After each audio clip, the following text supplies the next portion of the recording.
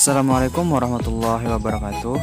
Di sini saya akan menyampaikan materi tentang sistem kontrol dan jam siklus sel. Perkenalkan, nama saya Rahmani dari kelompok 9. Apa itu sistem kontrol dan jam siklus sel? Sistem kontrol dan jam siklus sel adalah sistem kontrol yang bekerja sesuai dengan mekanismenya. Dan sebaliknya, bila tidak terjadi, maka sel-sel ini akan masuk dalam proses apoptosis atau menjadi pertumbuhan sel yang tidak normal. Mekanisme apoptosis mengambil alih fungsi kontrol siklus sel, khususnya oleh vitamin A atau retinol. Dengan asam retinoid sebagai bahan aktif, metabolitnya berperan dalam pengaturan di dalam berbagai sel.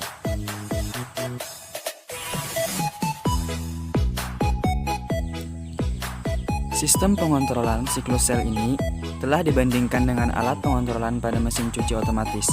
Seperti alat mesin cuci itu, sistem pengontrolan siklus sel berlangsung dengan sendirinya, digerakkan oleh jam terpasang.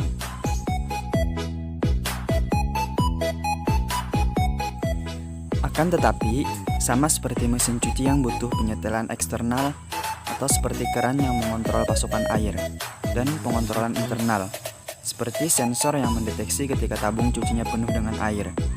Siklus sel ini diatur pada checkpoint tertentu oleh pengontrolan internal dan eksternal.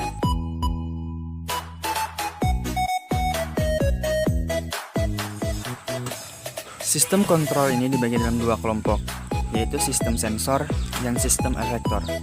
Sistem sensor adalah sekelompok protein yang bertugas mensurvei genom saat terjadi kerusakan dan mengirimkan sinyal kerusakan tersebut ke protein-protein lain untuk aktivasi jalur efektor. Jalur efektor akan menentukan hasil akhir dari kerusakan DNA, yang dapat berupa kematian sel, perbaikan DNA, atau kerusakan checkpoint, hambatan sementara atau permanen dari progresivitas sel dalam siklus sel. Ketika DNA sel dirusak oleh radiasi, siklus sel akan dihentikan oleh protein.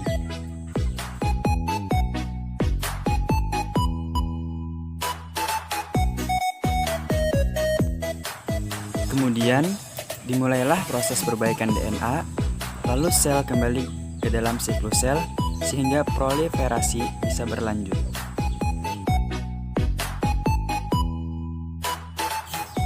Hasil akhir kerusakan DNA yang ditentukan oleh jalur efektor, salah satunya berupa checkpoint, faktor checkpoint pertama atau faktor checkpoint menjelang akhir G. Poin ini bertujuan untuk memastikan apakah sel siap untuk melakukan sintetis DNA. Terdapat dua jalur perbaikan di sbDNA, yaitu non-homologous end joining atau NHEJ dan homologous recombination atau HR. Kedua jalur perbaikan DNA ini saling melengkapi dan digunakan pada situasi yang berbeda.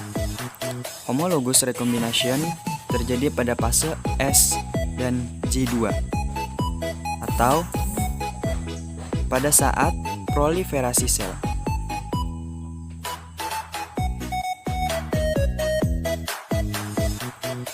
Jalur alternatif yaitu NHEJ akan aktif saat jalur HR terhambat. Contohnya karena mutasi gen.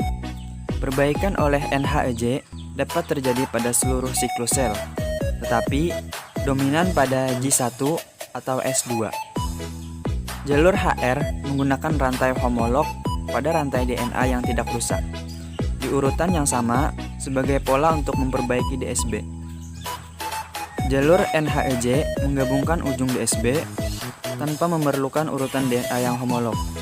Dibandingkan HR, proses NHEJ lebih cepat tetapi kurang akurat, walaupun dapat menyebabkan sel dapat bertahan hidup meski mengalami mutasi.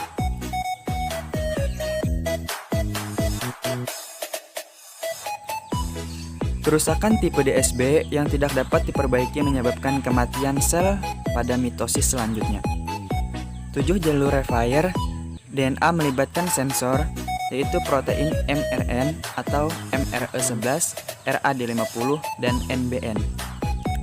Protein mRN mengontrol dan mengatur respon terhadap DSB, termasuk diantaranya aktivasi dari ATM.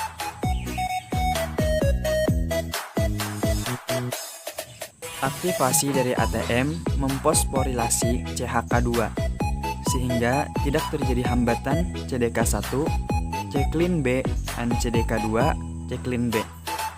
Proses ini akan menyebabkan siklus sel terhenti. ATM juga memfosforilasi untuk berespon terhadap DSB. ATR adalah protein lain yang direkrut oleh DSB dan sinyalnya menyebabkan siklus sel terhenti. Sinyal ATM atau ATR menyebabkan apoptosis atau senescence jika DSB gagal diperbaiki.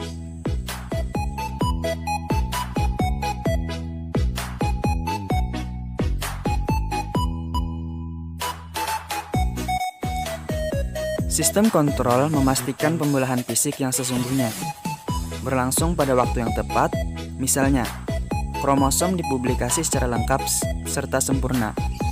Mitosis sendiri, pembelahan menjadi 2 sel, hanya berlangsung singkat, sekitar 1 jam, tetapi persiapannya berlangsung 32 hingga 24 jam.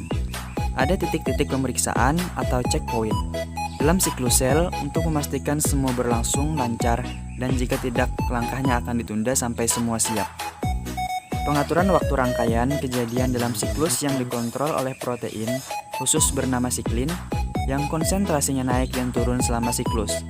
Siklin aktif atau fungsi protein khusus lain dan salah satu caranya adalah dengan menambahkan fosfor dari molekul energi ATP ke protein disebut fosforilasi atau artinya.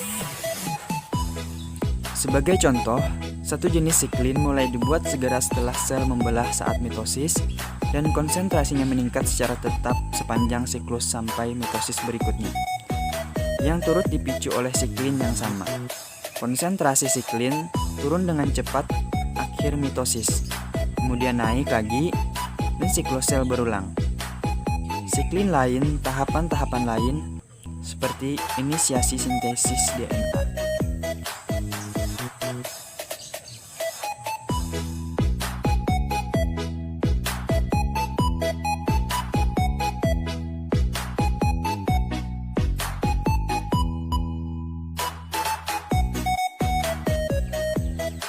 Jam siklus sel adalah siklin dan kinase yang tergantung fluktuasi kelimpahan dan aktivitas dari molekul pengontrolan siklus sel, memacu terjadinya kejadian berturut-turut dari siklus sel tersebut. Molekul pengatur ini berupa protein yang terdiri dari 2 jenis utama. Sebagian berupa protein kinase, enzim yang mengaktifkan atau menonaktifkan protein lain dengan cara memforilasinya. Protein kinase tertentu memberi sinyal terus pada checkpoint G, dan G kinase yang menggerakkan siklus sel ini sebenarnya berada pada konsentrasi konstan dalam sel yang sedang tumbuh. Tetapi pada sebagian besar waktunya, kinase ini berada dalam bentuk inaktif. Agar menjadi aktif, kinase seperti ini harus dilekatkan pada siklin, suatu protein yang mendapatkan namanya dari konsentrasinya, yang berfluktuasi secara siklik di dalam sel.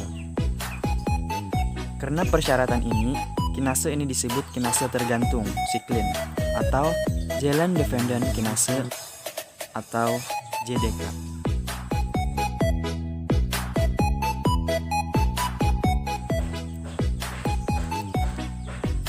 Jam siklus sel ini memprogram suksesi kompleks melalui sejumlah molekul.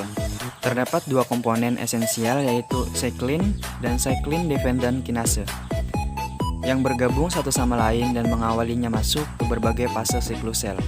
Pada G1, sebagai contoh siklin D berikatan dengan CDK4 atau CDK6 dan menghasilkan aksi kompleks pada molekul penghambat pertumbuhan yang sangat kuat, yaitu protein yang dikenal sebagai P16. Aksi ini meniadakan efek penghambat pada PRB dan memungkinkan sel untuk melanjutkan diri ke fase J1 akhir dan kemudian ke fase S atau sintesis DNA. Sejumlah protein penghambat dapat menahan pergerakan siklus sel selanjutnya. Salah satu di antaranya adalah P15 dan P16. Keduanya akan memblok aktivitas primer partner CDK dan siklin D jika akan menghambat pertumbuhan sel dari fase G1 ke S.